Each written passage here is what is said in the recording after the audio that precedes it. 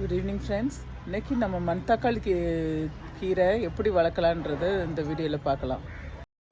மண்தக்காளி கீரை இந்த செடியில் தெரியுது பாருங்கள், பழுத்த விதைகள்.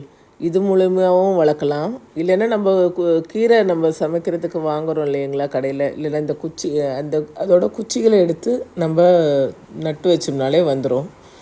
இது ஒரு தடவை நட்டு வச்சோம்னா நம்மளுக்கு அது தொடர்ந்து கிடச்சிட்டே இருக்குங்க. நம்மளுக்கு கட் பண்ண வந்துக்கிட்டே இருக்கும். ஸோ நீங்கள் 2 மெத்தடில் இதை வளர்க்கலாம். இது ஈஸியாக வளர்க்கக்கூடிய கீரை வகைகள் இதுவும் ஒன்று தாங்க. மண்தக்காளி ஒரு அற்புதமான மூலிகைங்க. இது எல்லாருக்குமே தெரியும். இது வயிற்று மற்றும் வாய் புண்ணை குணப்படுத்தும்னு சொல்லிட்டு வயிறு புண்ணு இருக்கிறவங்க கண்டிப்பாக இதை வாங்கி சாப்பிடுவாங்க. அது மட்டும் இல்லைங்க, இது சளி மற்றும் இருமல் போன்ற சுவாச நோய்களை நீக்குது.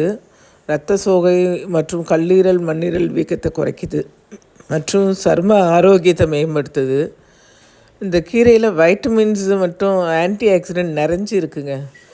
அதனால் உடல் சூட்டை குறைச்சி நோய் எதிர்ப்பு சக்தியை அதிகரிக்குது, செரிமான ஆரோக்கியத்தை மேம்படுத்துது. இப்போ இந்த மண்தக்காளி கீரையை வச்சு ஒரு சூப்பு செய்யலாமா? அதோட டிப்ஸ் சொல்கிறேன். 2 கப்பு தண்ணீரை கொதிக்க வச்சு அதில் சின்ன வெங்காயத்தை போட்டு சீரகம் மற்றும் இந்த மண்தக்காளி கீரையை போட்டு கொதிக்க வைக்கிறோம். அது கொதித்து வந்ததுக்கப்புறம் அது வெந்ததுக்கப்புறம் தேங்காய் பால் சேர்த்து இறக்க வேண்டியதாங்க. தேங்காய் பால் கொதிக்க விடக்கூடாது. தேங்காய் பால் சேர்த்த உடனே அடுப்பை ஆஃப் பண்ணிடணும்.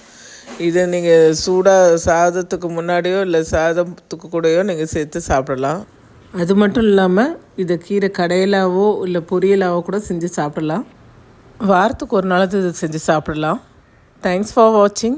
லைக் அண்ட் சப்ஸ்கிரைப் பண்ணுங்கள் அண்ட் ஷேர் பண்ணுங்கள்.